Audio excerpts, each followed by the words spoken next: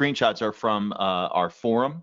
And this is where we kind of ask, like, hey, if you can take a couple minutes and give us your success stories, they're super valuable for everybody else to read and so on. And you'd be surprised. Well, maybe not, because it's human nature. The people that are the hardest to get to sit down and write some stuff in a public forum are the ones that are doing really, really well. It's just kind of like human nature. Those folks are off, counting money and working the program.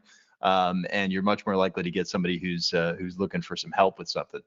But we get tons of them, even with that barrier. And I think the biggest reason is that these usual suspects of areas where people tend to get hung up are eliminated. And that really was our goal when we set out to design the core Kibo, the foundation system here a couple of years ago.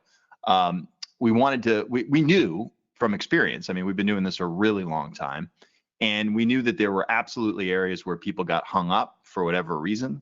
And you have to eliminate them if you want more and more people to succeed and people to succeed quickly, right? So, you don't have to develop a product of your own. You don't have to buy inventory. You don't have to store the inventory. You don't have to worry about fulfillment. And we'll talk about why all this is as we get deeper into the model. You don't need capital, for either from advertising or to buy all this inventory. You don't have to deal with overseas suppliers or copywriting or technology issues or designing websites. You don't need to be in the United States. You don't need special permissions, licenses, reseller certificates, on and on and on. And what all of this does when you get rid of all these issues, right, it just completely eliminates risk. And the other thing is that it allows you to get there fast. Right. And that's another thing that we, in addition to getting rid of these usual suspects and many, many more, the other thing that we know from experience is critically important is to make sure that we can get you to, making sales fast. Because if we can get you to make sales, we got you. We know you're going to work the program. We know you're going to build a business because it's addictive and you believe in it. And it's just, it's just a wonderful thing all around. The other big change is, if you have any experience looking at business opportunities online, most of them start with, all right, well, let's research a market or a niche. And all right, we're going to go into the gardening niche because there's a lot of gardeners out there or whatever. And, okay, great. And we're going to build a branded website around that. And, all our colors will be that. And then we're only going to look at products that are in the gardening niche and we'll try and sell those and on and on. And by the way, there's absolutely nothing wrong with that. In fact, I would argue that that's sort of what finished looks like for most successful Kibo code students. They ultimately, after a couple years of experimenting with a bunch of different products and making a lot of money, they kind of settle into niches and markets that they learn and learn to really love.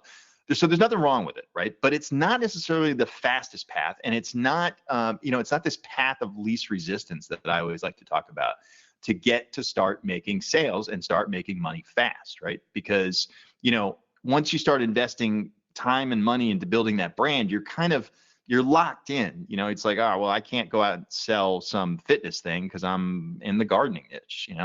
We don't do it that way. We are very product centric. So, we can sell any type of product, doesn't matter what niche. It also doesn't matter. I don't care if the product is the newest toy on the market that just came out this year, or it's, paper clips, office supplies. It doesn't matter, right? The only thing that matters is that it's a product that you can make money on. That's all we care about. And we use these secret traffic sources that are free, which again I'm going to talk about as we get into this, and we can test all sorts of products fast. And we don't purchase this inventory up front. We use a dropship model, and we'll go through that a little bit more. But we never have to buy the product until we've actually sold it. Okay, so we're not buying 10 units, 20 units, 200 units, trying to figure out where to store them. So what happens then, right? If you don't have to buy inventory up front, and if you don't have to pay for traffic and wait for targeted traffic, then you have zero risk in testing anything. Because what's the risk? You don't even have time risk because it's so fast. You certainly don't have any money risk. So because there's no risk, you can test all sorts of products really, really fast. Throw a bunch of things at the wall, see which sticks, right?